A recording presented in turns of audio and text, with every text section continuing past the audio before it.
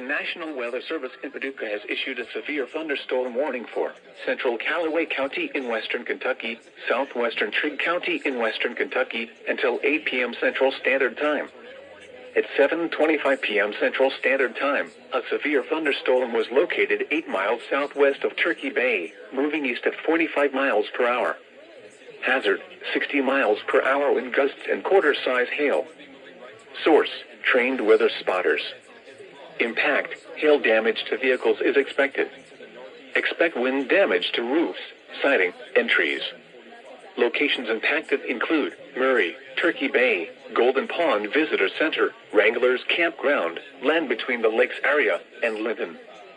For your protection, move to an interior room on the lowest floor of a building. A tornado watch remains in effect until 1 a.m. Central Standard Time for western Kentucky. Repeating, a severe thunderstorm warning has been issued until 8 p.m. Central Standard Time for the following county: Callaway, Kentucky.